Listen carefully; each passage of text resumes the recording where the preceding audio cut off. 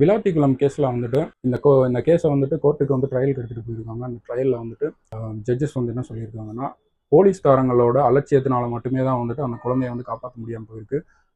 Parents வந்து complaint கொடுத்த ஒரு மணி நேரம் இல்லை அரை மணி நேரத்துலேயே வந்துட்டு அந்த சர்ச் இன்வெஸ்டிகேஷனை வந்து ஸ்டார்ட் பண்ணியிருந்தாங்கன்னா அட்லீஸ்ட் அந்த குழந்தைய வந்து காப்பாற்றிருக்கலாம். பட் இவங்களோட அலட்சியத்தினால ஒரு குழந்தையோட உயிர் போயிருக்கு. அதுக்கப்புறம் இப்போ வரைக்கும் அந்த குழந்தையோட போஸ்ட்மார்ட்டம் ரிப்போர்ட் இன்னும் வரல. கரூருக்கு வந்துட்டு 41 பேரோட உடலையும் வந்துட்டு அடுத்த நாள் நைட்டுக்குள்ளே வந்துட்டு ரிப்போர்ட் ரெடி பண்ணிட்டாங்க. ஆனால் இந்த ஒரே ஒருத்தரோட ஒரு குழந்தைக்கு மட்டும் ரிப்போர்ட் ரெடி பண்ணல. ஏதோ பண்ணிக்கிட்டு இருக்காங்க. பின்னாடி வந்துட்டு இதுக்கு பின்னாடி ஒரு மிகப்பெரிய அரசியல் இருக்குது. இதில் வந்துட்டு ஆளுங்கட்சியோட செல்வாக்கை யூஸ் பண்ணி அவங்களோட கட்சிக்கு வந்துட்டு எந்த கெட்ட பேரும் வரக்கூடாதுங்கிறதுக்காக ரொம்ப டிலே பண்ணிட்டு இருக்காங்க. மக்கள் இன்னும் போராட்டம் பண்ணிகிட்டே தான் இருக்காங்க. இவங்களுடைய துரித நடவடிக்கை இவ்வளோ இவ்வளோ கேவலமாக வந்துட்டு பண்ணவே கூடாது. பட் இந்த அளவுக்கு வந்துட்டு ரொம்ப மோசமாக இறங்கி செய்வாங்கன்னு வந்துட்டு நான் பார்க்கவே இல்லை. இந்த வேலையை பண்ண யாராக இருந்தாலும் அவனுக்கு கண்டிப்பாக ஒரு தண்டனை கிடைக்கணும். அந்த தண்டனை தமிழ்நாட்டிலேயே வந்துட்டு இனிமேல் யாரும் பண்ணக்கூடாது அப்படிங்கிற அளவுக்கான ஒரு முன்னெடுப்பாக மட்டுமே தான் இருக்கணும்.